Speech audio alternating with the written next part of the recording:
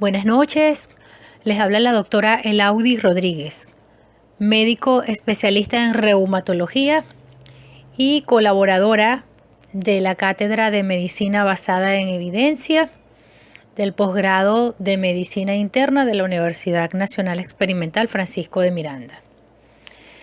En esta noche nos reunimos con el objetivo de dar continuidad al programa de medicina basada en evidencia y pues seguir avanzando y ampliando los conocimientos en esta área. Hoy nos toca conversar sobre la evaluación de los estudios terapéuticos.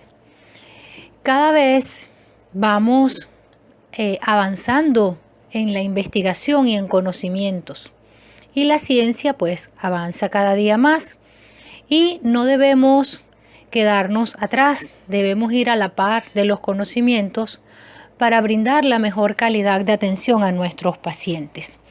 Por lo que es importante tener nuevas herramientas y nuevos conocimientos que nos permitan evaluar críticamente un artículo que nos proporciona información actualizada sobre los avances científicos en el área de la medicina, específicamente en la terapéutica, en lo que corresponde a este caso.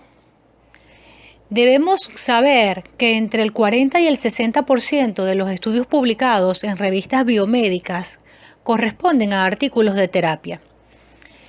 Cuando un investigador realiza un manuscrito para presentar una síntesis de elementos fundamentales sobre la evaluación de artículos terapéuticos, debe cumplir con todas las exigencias para la realización de dicha investigación. Cuando uno escribe un artículo, lo publica o lo lee, espera de él al menos un objetivo claro, preciso y conciso respecto del escenario de la investigación que se realizó. Por supuesto que también se espera la mención explícita del diseño empleado con los respectivos detalles metodológicos inherentes a este, y la mención y ejecución de herramientas estadísticas y medidas de asociación, o al menos de los números necesarios para poder calcular estos valores, que finalmente nos vayan a permitir percibir consistencia y coherencia entre los objetivos, la metodología, los resultados y las conclusiones que fluyen del reporte de los resultados y el análisis. Es por eso que es importante conocer las herramientas necesarias para evaluar críticamente y con los conocimientos adecuados un artículo de terapéutica para saber si lo que se nos está reportando es realmente válido y puede ser aplicado luego a un paciente con toda la responsabilidad que esto amerita. De allí la importancia de nuestra formación en estos talleres. Y digo de nuestra formación porque todos aprendemos. Cada día vamos aprendiendo juntos. Los artículos de investigación clínica se pueden agrupar según el tipo de escenario del que se trate o de la pregunta de investigación que se intente responder. De allí va la relación entre el título, los objetivos y la hipótesis. Así tenemos artículos de terapia, de prevención y rehabilitación, daño y etiología, artículos de pronóstico, de diagnóstico, de prevalencia y diagnóstico diferencial, y artículos de análisis económicos. O sea, existen muchos tipos de artículos. En este nivel estamos tratando los artículos básicos, como son diagnóstico, pronóstico, terapéutica y causalidad. Y también los epidemiológicos. Esto, considerando la alta frecuencia de este tipo de publicaciones, pues independientemente del área temática y diseño empleado para su realización, entre el 40 y el 60% de los estudios publicados en revistas científicas de ámbito quirúrgico corresponden a artículos de tratamiento, razón más que suficiente para fundamentar una correcta lectura y valoración de estos. Idealmente, el reporte de resultados de estudios de terapia debería surgir de estudios válidos y confiables, de un buen nivel de evidencia y grado de recomendación. Esto quiere decir que debe ser a partir de revisiones sistemáticas de la literatura y de ensayos clínicos individuales, controlados, con asignación aleatoria y enmascaramiento e intervalos de confianza estrechos. Diseños que representan niveles de evidencia 1A y B respectivamente y grado de recomendación A.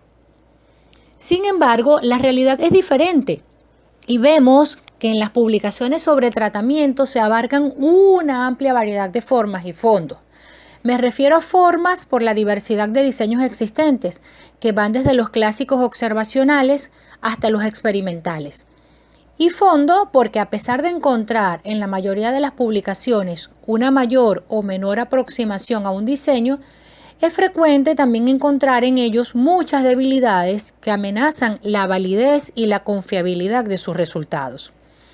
Es así entonces como se ha determinado que entre un 70 y 80% de los artículos referentes a terapia corresponden a estudios de un nivel de evidencia tipo 4, en los cuales engloban reportes y series de casos y estudios de cohortes retrospectivas, con una calidad metodológica baja, muy pobre, que obedece a graves deficiencias metodológicas.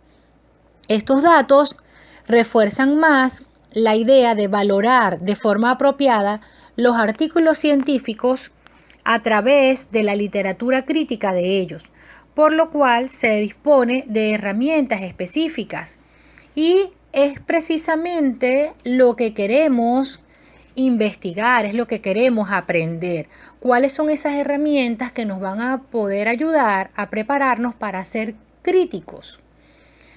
Los puntos claves en un artículo relacionado con tratamiento son el título, la pregunta de investigación, el objetivo del estudio, el diseño empleado y el nivel de evidencia respectivo, las herramientas estadísticas y las medidas de asociación utilizadas. Y pues también se utilizan algunos sistemas de puntuación y listas de comprobación que corresponden a herramientas que ayudan en valoración de artículos, cuyo objetivo es reportar resultados en el ámbito de la terapia. Ahora debemos aprender qué es un ensayo clínico, que este no es más que una evaluación experimental de un producto o una sustancia o cualquier medicamento, técnica diagnóstica o terapéutica que a través de su aplicación a seres humanos pretende valorar su eficacia y seguridad. Diferentes grupos se han propuesto que en la práctica médica diaria se empleen solo los medicamentos y procedimientos que hayan demostrado mayor eficacia y eficiencia sobre la salud de la población. Cuando se realiza un ensayo clínico terapéutico, se deben seguir unos lineamientos bien específicos y estrictos, ya que vamos a probar o a evaluar la utilidad de medicamentos que posteriormente va a ser administrado en seres humanos y que de eso va a depender su vida y su salud. En la práctica médica actual, un ensayo clínico aleatorio controlado de una terapéutica contra otra es la norma aceptada por la cual se juzga la utilidad de un tratamiento. Poder comparar un medicamento en el que ya le es conocido su eficacia contra otro que se pretende probar y comparar su eficacia y su seguridad para poder ser aprobado.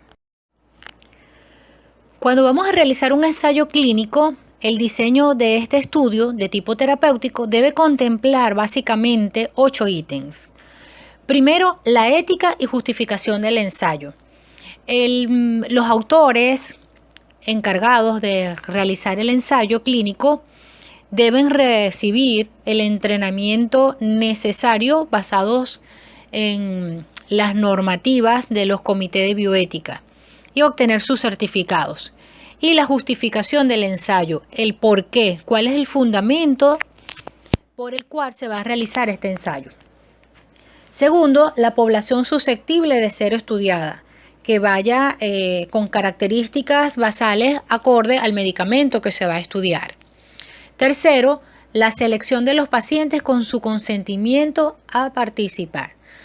Cuando nosotros elaboramos un diseño, debemos tener claros los criterios de inclusión y exclusión para saber cuáles son la población de estudio apta para el estudio. Se debe realizar un screening para poder seleccionar a los pacientes que reúnan las características y que estos pacientes estén de acuerdo en participar y firmar su consentimiento informado. Este consentimiento le debe quedar un original, un ejemplar al paciente y otro que debe quedar bajo el resguardo del equipo de investigación. Cuarto, el proceso de aleatorización, que como les acababa de mencionar, es un proceso importante porque nos va a dar confiabilidad, nos va a dar más poder al estudio y vamos a tener unos datos más precisos y concisos con menor probabilidad de sesgo. Quinto, la descripción minuciosa de la intervención, que es una clara definición y descripción de la metodología a emplear y a desarrollar. Sexto, el seguimiento exhaustivo que contemple las pérdidas y los no cumplidores. Si un estudio inicia con una muestra determinada, por ejemplo, 20.000 pacientes, yo tengo que reportar al final, hacerle seguimiento a esos 20.000 pacientes. Saber si hubo pérdidas, por qué fueron las pérdidas, si eran por muertes, por efectos adversos, porque se perdió el contacto, y los no cumplidores, que fueron los que no hicieron el seguimiento o no cumplieron adecuadamente el tratamiento. Todos ellos deben ser incluidos en los análisis y deben ser reportados, así sea en apéndices. Séptimo, la medición de la variable final. O sea, yo tengo que reportar cuál fue mi objetivo primario, mis objetivos secundarios, pero dar respuesta a los objetivos que me he planteado. Y octavo, la comparación de los resultados en los grupos de intervención y control. Todos estos estudios deben tener el grupo de intervención, que es al que le estoy aplicando, y el grupo comparativo. El grupo control, el que no está recibiendo ese tipo de tratamiento. Y es importante siempre hacer la comparación, porque de allí es donde vamos a poder evaluar si realmente el tratamiento, la terapéutica que se está evaluando es eficaz, si puede realmente ser aplicada y si es viable y factible para que siga el curso de la investigación y posterior poder ser aplicado en humanos. Debemos tener en cuenta todas las consideraciones metodológicas para realizar un protocolo de un ensayo clínico. El protocolo del ensayo debe estar claramente desarrollado y escrito antes del proceso de selección de los pacientes. Debemos tener bien claro cuál es el protocolo para saber la manera en cómo se va a desarrollar el mismo. Por supuesto que este tiene que ser revisado y aprobado. Todos los detalles de cómo se realizarán cada una de las actividades del ensayo no es necesario que se incluyan en el protocolo, siempre y cuando exista un manual del investigador, que debe existir, y unos procedimientos normalizados de trabajo en que sí se incluyan. Ahora, ¿cuáles son estos aspectos metodológicos más relevantes en el diseño de un ensayo clínico? En primer lugar, el resumen. El resumen que debe comprender o basado en la nomenclatura INRA, que incluye la introducción, metodología, resultados y análisis. En segundo lugar, el índice. Luego va la información general, que comprende el título del ensayo, la identificación del promotor, el investigador o investigadores principales, los centros en los que se prevé realizar el ensayo. Esto va a depender si es un estudio unicéntrico o multicéntrico, y las fases del ensayo, si es fase 1, fase 2, fase 3, fase 4. Luego vienen la justificación y los objetivos. En la justificación y objetivos se debe indicar toda la información relevante y las evidencias científicas que apoyan la realización del estudio. Es evidente que el ensayo depende de la pregunta a investigar, que debe ser científica y médicamente relevante. El tamaño muestral dependerá del objetivo principal, que debe estar claramente definido. Y si existiesen objetivos, debe quedar claramente de manifiesto y se pretende valorar la eficacia, la seguridad, la farmacocinética o la búsqueda de dosis de un fármaco. El otro punto importante en el protocolo es el tipo de ensayo clínico. La integridad científica del ensayo y la credibilidad de los datos obtenidos en el mismo dependen sustancialmente del diseño, por lo que este debe incluir la descripción del tipo de ensayo que se va a realizar, por ejemplo, si es doble ciego, controlado con placebo, cruzado o paralelo, etc. El tipo de control, si es con placebo u otros. Y la descripción detallada del proceso de aleatorización, cómo va a ser el procedimiento de aleatorización y las consideraciones prácticas para realizar el mismo. El otro ítem corresponde a la selección de los sujetos. En este ítem debemos evaluar los criterios de inclusión y exclusión, los criterios diagnósticos para la patología en estudio, el número de sujetos previstos, o sea, la muestra, totales y por centro, o sea, de acuerdo a la muestra, al universo y aplicando la fórmula para obtener la muestra, tenemos que aplicar por centros cuánto va a ser el número previsto, si esto procede, y la justificación de dicho tamaño muestral. Otro punto son las variables que se estudiarán en cada sujeto con su escala de medida y el calendario de recogida.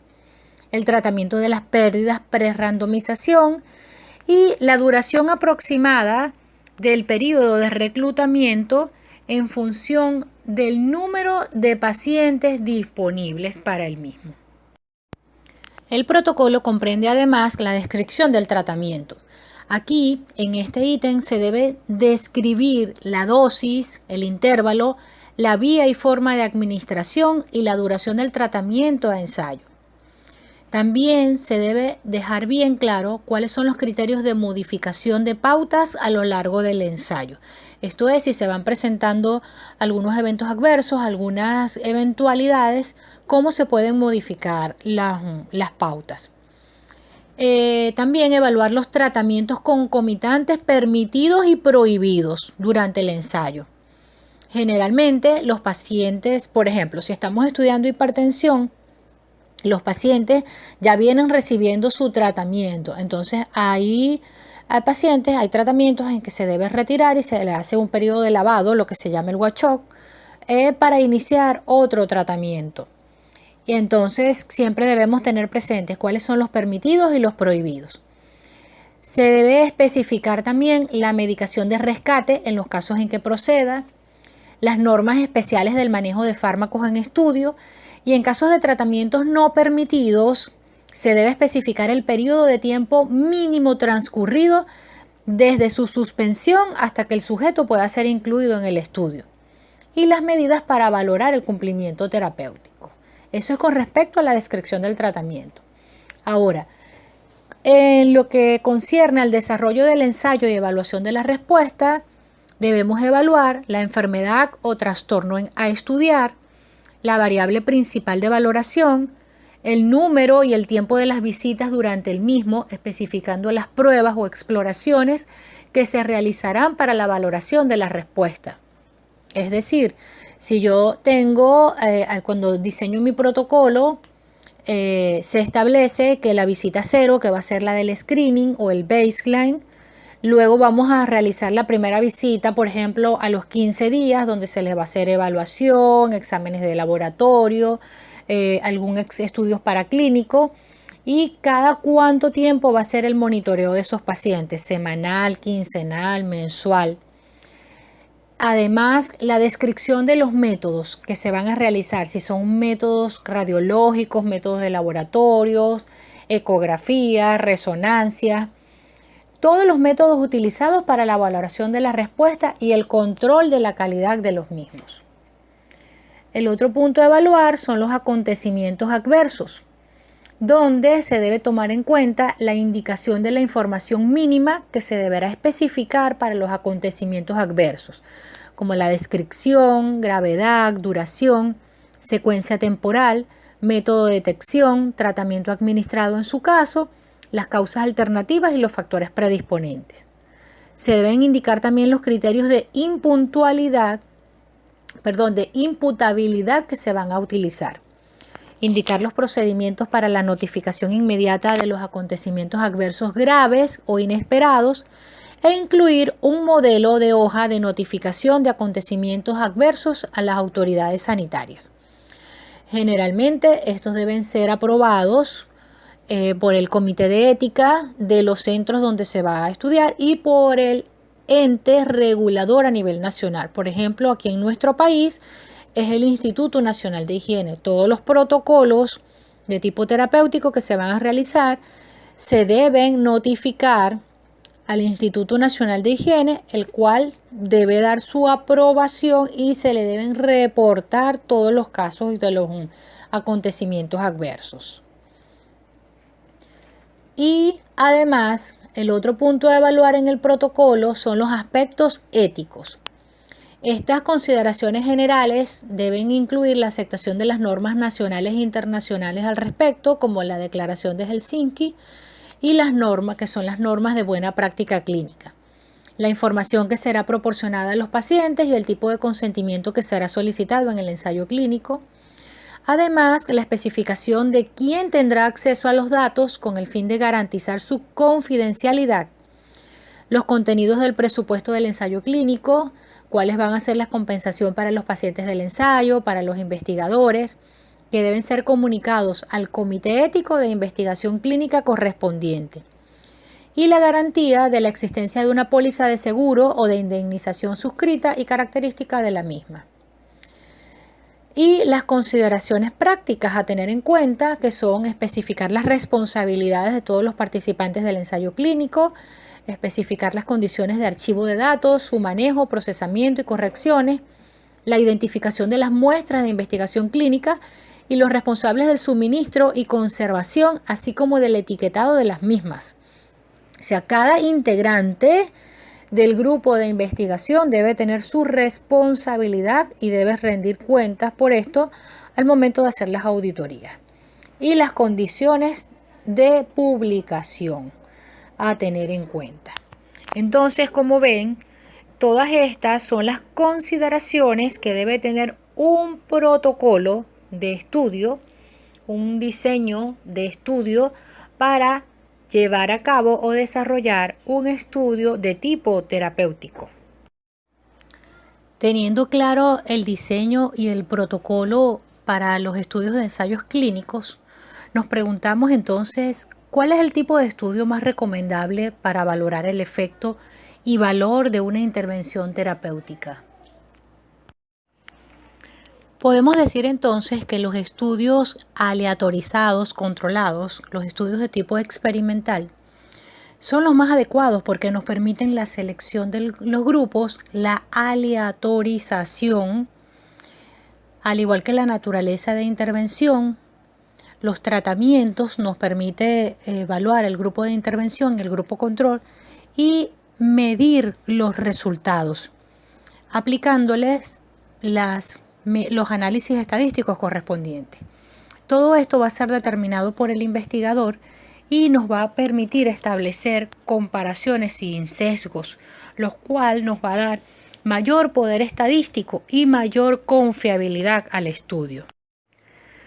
Los ensayos clínicos controlados aleatorizados son los mejores tipos de estudios para realizar ensayos clínicos de tipo terapéutico, porque son ensayos terapéuticos con testigos que nos permiten llevar un diseño de estudio bien adecuado para obtener los resultados bien convincentes, resultados que nos permitan evaluar con mucha confianza, eficacia y seguridad.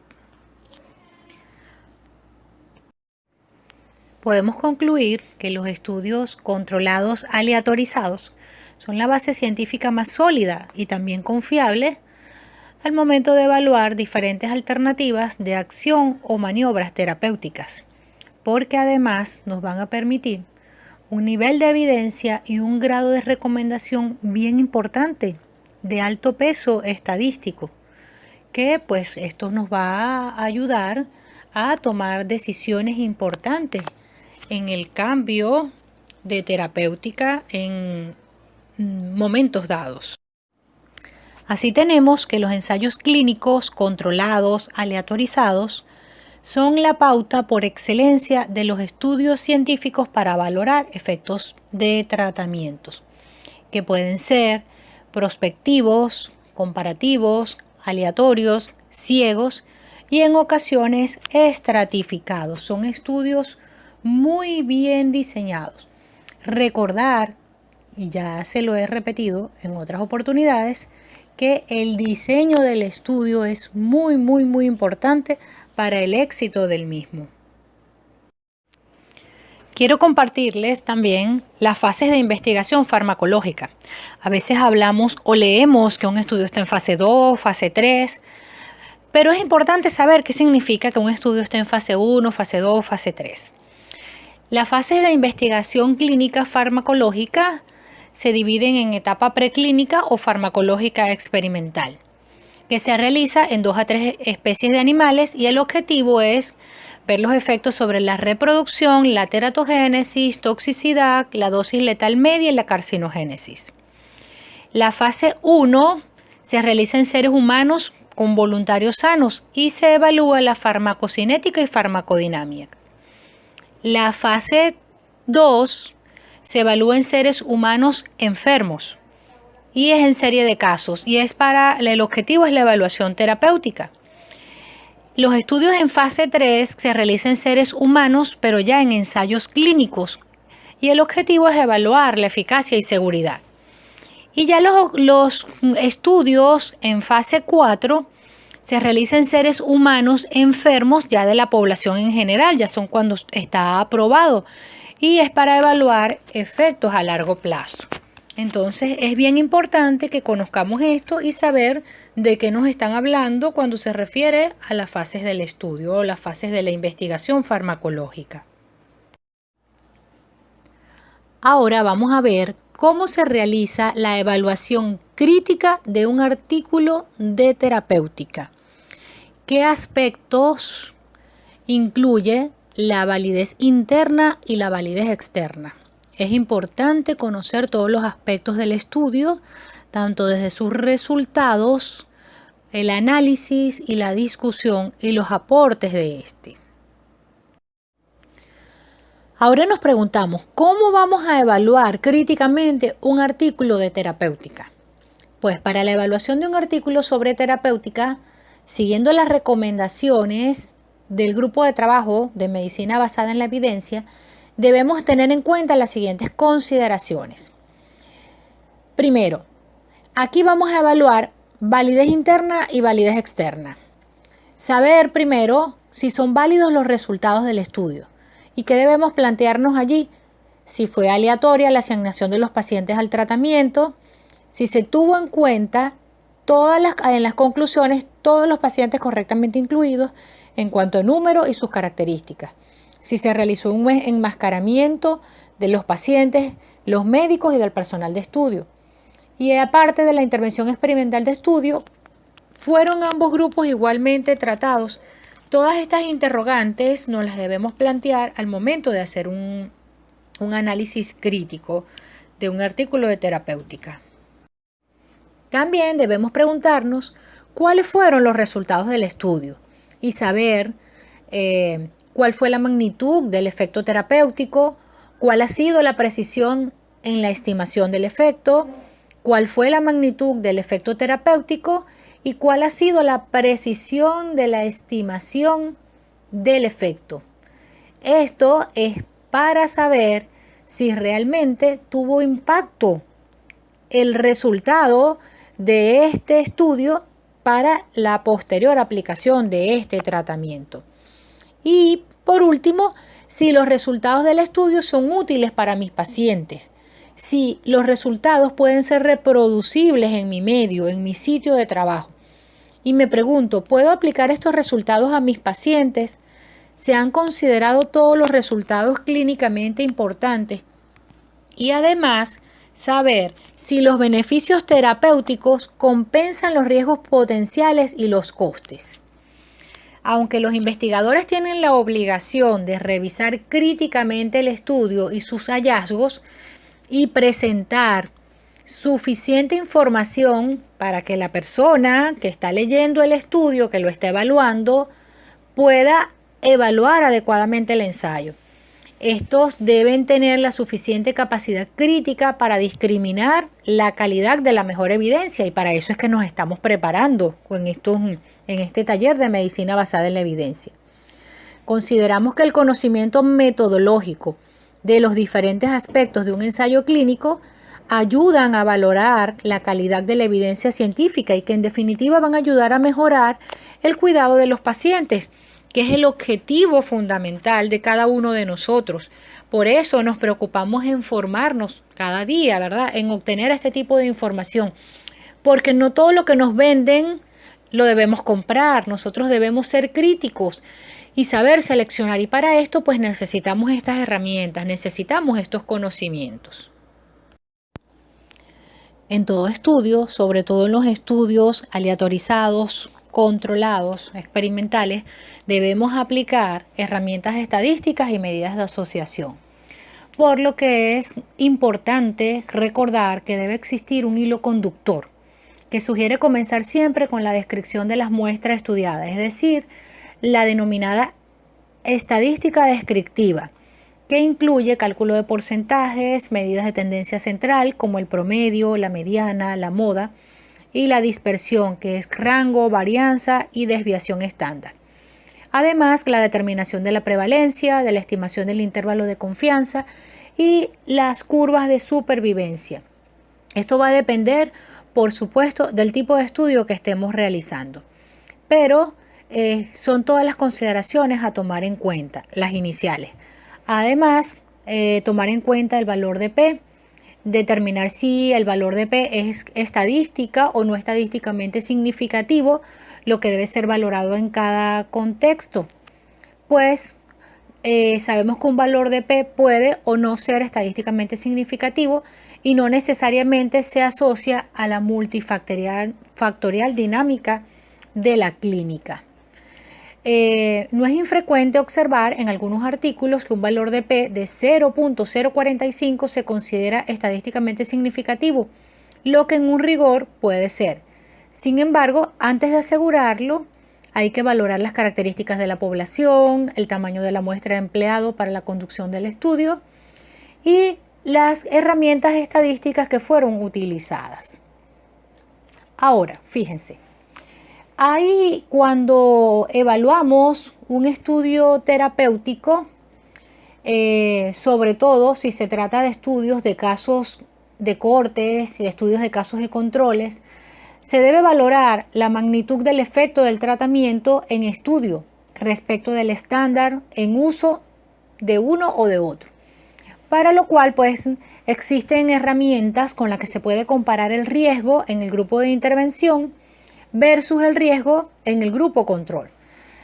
Así existen las denominadas medidas de efecto, que son basadas en el cociente, y las medidas de impacto, que son basadas en la diferencia. En las medidas de efecto tenemos la estimación del riesgo relativo, que es el RR, y del odds ratio, que es el OR. La utilización de uno o del otro va a depender del diseño del estudio con el que se esté trabajando. Por ejemplo, si se trata de un estudio de casos y controles, corresponde aplicar el odds ratio. Y si se trata de un estudio de corte o estudios aleatorizados, corresponde aplicar es el riesgo relativo.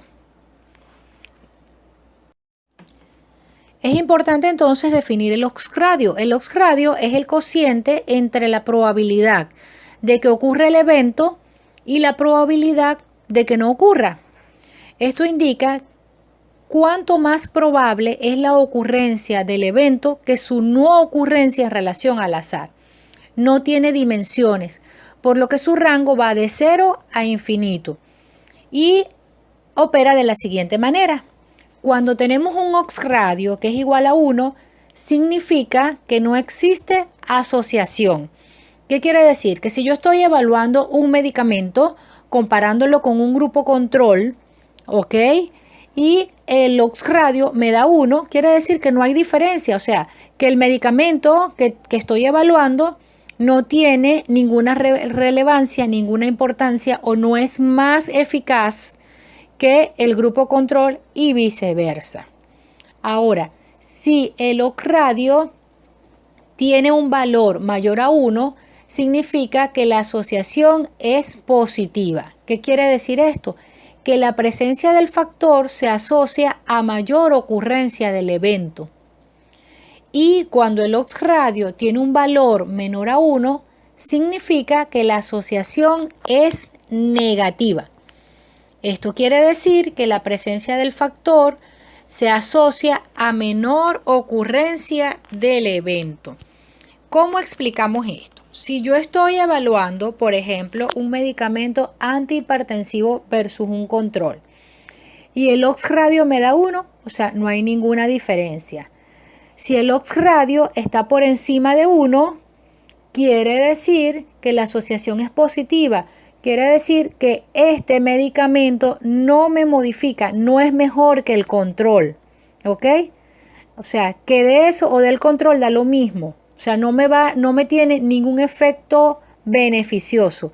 En cambio, si el odds radio está menor que 1, quiere decir que es una asociación negativa y esto significa que la presencia del factor hay menor ocurrencia del evento, que quiere decir que voy a tener menos casos hipertensos porque el medicamento es bastante efectivo y me disminuye el riesgo de hipertensión. Estos conceptos son importantísimos tenerlos bien claros. ¿Qué es el odds radio? ¿Qué me mide? ¿Y cómo lo voy a interpretar?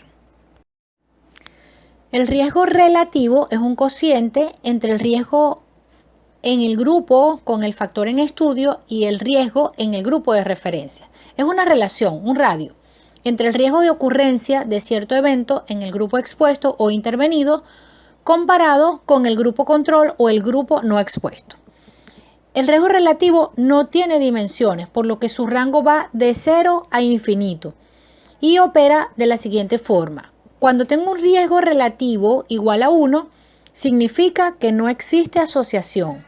Cuando el riesgo relativo tiene un valor mayor a 1, significa que la asociación es positiva, es decir, que la presencia del factor en estudio se asocia con mayor ocurrencia en el evento. Vuelvo al ejemplo de la hipertensión arterial. ¿Qué quiere decir? Que si el riesgo relativo es igual a 1, no hay ninguna relación entre que dé o no dé el medicamento. O sea, la presencia del medicamento no modifica el estado del paciente o la tensión arterial del paciente. Ahora, si el riesgo relativo me da por encima de 1, hay una asociación positiva. Quiere decir que este medicamento hace que me aumente más la tensión arterial. O sea, no me protege, no me le está dando beneficio al paciente. Y hay mayor factor de riesgo de que ocurra el evento. Y cuando el riesgo relativo tiene un valor menor a 1, significa que la asociación es negativa, que la presencia del factor en estudio se asocia a menor ocurrencia del evento. Quiere decir que la asociación, la presencia del antihipertensivo se asocia a que hay reducción en los niveles de la tensión arterial y que sí, pues es beneficioso para el paciente. Otra de las medidas de impacto son la reducción absoluta del riesgo y la reducción relativa del riesgo, el número necesario a tratar y el número necesario a dañar, que son las otras medidas de impacto que debemos tener presente. Conociendo el odds radio y el riesgo relativo, vamos a hacer un ejercicio práctico. para saber cómo se calcula el Ox radio. Ya en clases anteriores les han hablado de la tabla de 2×2. En este caso vamos a observar las columnas y las filas. En las columnas, en la primera tabla, vamos a ver en las columnas, en la primera, los casos. En la segunda columna, los controles. Y en las filas tendríamos los grupos de intervención, que sería en la primera fila el grupo de los expuestos y en la segunda fila los no expuestos. Entonces tenemos expuestos y casos sería el A, expuestos y controles el B, los no expuestos y casos el C y los no expuestos y controles el D. Ahora, ¿cómo vamos a calcular el Ox radio? Tenemos entonces que el Ox radio va a ser igual a A por D entre B por C. ¿Qué quiere decir? Que sería los casos de los expuestos por los controles de los no expuestos entre los controles de los expuestos por los casos de los no expuestos. Entonces sería A por D entre B por C. Vamos a llevarlo a números. Veamos la segunda tabla, la que tenemos en la parte inferior a nuestra derecha. Entonces observamos en esa tabla de 2×2, en el grupo de intervención, en la primera fila con antecedentes y la segunda fila sin antecedentes. Mientras que en las columnas vamos a observar con morbilidad y sin morbilidad. Tenemos entonces que en la A está representada por el 8, número 8. En la B, 16. En la C, 25. Y en la D, 153. ¿Cómo vamos a calcular el Ox radio? Vamos a calcularlo de la siguiente manera. El A, que sería 8, por D, que sería 153, entre B, que sería 16, por C, que es 25. Esto nos da 3,06. Ya hablamos en las diapositivas anteriores que cuando tenemos un Ox radio mayor de 1, la asociación es positiva. ¿Qué quiere decir que hay una asociación positiva? Que el medicamento que se está evaluando no da ningún beneficio, sino que por el contrario aumenta el riesgo del fenómeno que está en estudio. Como les había dicho, si tenemos en el caso de un paciente con hipertensión arterial, entonces esto quiere decir que con ese medicamento hay mayor riesgo de que le suba la tensión, porque la asociación en este caso es positiva.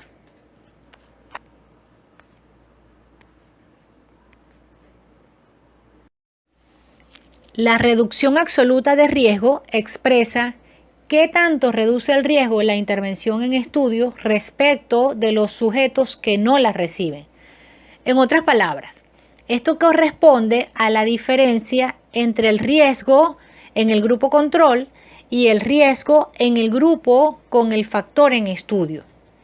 No tiene dimensiones y su rango va de -1 a 1 porque se calcula restando el riesgo relativo al valor 1 que representa al 100% de los sujetos. En resumen, opera de la siguiente manera. Cuando la reducción absoluta de riesgo es igual a 0, significa que no existe asociación. Cuando la reducción absoluta de riesgo tiene un valor menor a 0, significa que la asociación es positiva. Es decir, que la presencia del factor se asocia a mayor ocurrencia del evento. Vuelvo al ejemplo de la hipertensión arterial, a mayor casos de hipertensión arterial. Y cuando la reducción absoluta de riesgo tiene un valor mayor a 0, significa que la asociación es negativa. Es decir, que la presencia del factor se asocia a menor ocurrencia del evento, o sea, tiene un impacto beneficioso sobre el paciente. La reducción de riesgo relativo que es otra de las medidas de impacto, también se denomina fracción atribuible o diferencia relativa de riesgo. Y este es el cociente entre la disminución absoluta del riesgo y el riesgo del grupo control, o lo que es lo mismo, es la diferencia entre el riesgo del grupo en el que aplica el tratamiento experimental o de prueba menos el riesgo del grupo control o tratamiento estándar, dividido por el riesgo entre el grupo control, como lo podemos observar allí. Se abrevia RRR, que es la reducción del riesgo relativo. Es igual a la reducción absoluta de riesgo, ¿ok?, entre el riesgo, que tiene las mismas características que la reducción absoluta de riesgo. Sin embargo, presenta una desventaja, y es que este no diferencia los riesgos o beneficios muy grandes de los muy pequeños y no varía de acuerdo al tamaño de la muestra. La otra medida es el NNT, es el número necesario a tratar. Y este fue propuesto en el contexto de los ensayos clínicos para evaluar el impacto de un tratamiento. Se define como el número de individuos que hay que tratar con la terapia experimental para producir o evitar un evento adicional respecto a los que se producirían con el tratamiento control. Se calcula fácilmente ya que es el inverso de la reducción absoluta de riesgo, o 1 entre la reducción absoluta de riesgo. Esto lo que quiere medir es qué cantidad de pacientes yo necesito evaluar, qué cantidad de individuos necesito incluir en el tratamiento con una terapia experimental para producir o evitar un evento adicional respecto a los que produce el tratamiento control. Eso es lo que significa esta medida. Y existe otra medida que es el número necesario a dañar. Bueno, realmente nosotros no lo utilizamos, pero se los quiero mencionar, que representa lo contrario del número necesario a tratar, del NNT. Es decir, que un NNT negativo indica que el tratamiento tiene un efecto perjudicial. El tratamiento experimental consigue menos beneficio que el control o el estándar, o que los efectos adversos inherentes al tratamiento son mayores en el grupo experimental. En otras palabras, el NNT representa el número necesario de personas a tratar para producir el efecto en una de ellas. Y el NND, que es el número necesario de personas a tratar para producir algún daño en una de ellas. Cuanto más baja sea el NNT, mayor será la magnitud del efecto del tratamiento en cuestión. Cuanto mayor es el NND, menor será el riesgo de dañar con el nuevo tratamiento. Estos cálculos permiten evaluar no solo la magnitud de los efectos, sino también el costo-beneficio de la intervención. Si el NNT de un fármaco tiene un valor cercano al NND, las posibilidades de mejorar al paciente son similares a las posibilidades de provocarle algún daño, por lo que dicha droga tiene pocas posibilidades de ser útil en la práctica. Entonces, todo esto es bien importante y todo artículo debe enunciar las herramientas estadísticas utilizadas en el proceso de análisis del estudio, desde las más simples hasta las más complejas.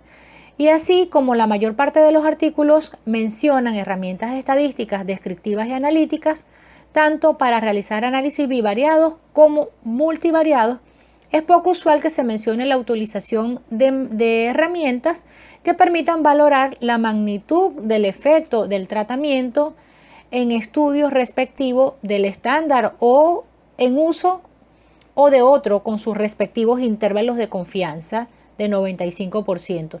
Esto, si se trata de estudios comparativos, es exigible el reporte de este tipo de herramientas. Y es importante que nosotros las conozcamos y que las apliquemos y las calculemos. Debemos aprendernos la fórmula y aplicarlas. En el estudio debemos calcularlas para saber si nos da igual y si lo que nos están diciendo realmente es la verdad. Y esto nos va a permitir analizar minuciosamente un artículo, no solamente desde el punto de vista de protocolo, de diseño, de metodología, sino también desde el punto de vista estadístico.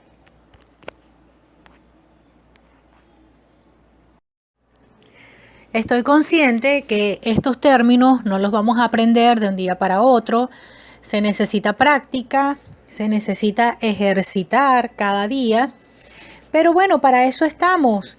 Y es el objetivo de estos talleres, para ir aprendiendo, para compartir información, compartir ideas y sobre todo para que ejercitemos día a día todos estos conocimientos que vamos adquiriendo a través de estos niveles de medicina basada en la evidencia.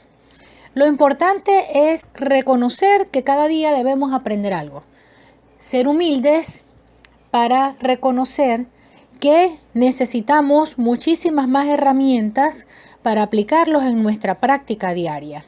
Por eso quiero finalizar mi exposición con este pensamiento de Ernest Hemingway que relata: el secreto de la sabiduría, del poder y del conocimiento es la humildad.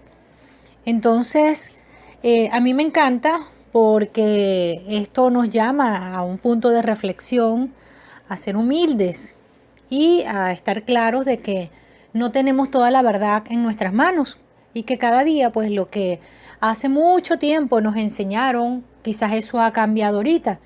Y todo necesita un soporte, una evidencia. Y es pues lo que nos está invitando esto, a formarnos cada día y a tener las herramientas necesarias para ser críticos a la hora de evaluar un artículo. A todos, muchísimas gracias por su atención y participación. Y bueno, quedo a la orden y nos vemos en la próxima sesión para hacer la discusión práctica. Buenas noches a todos. Muchas bendiciones.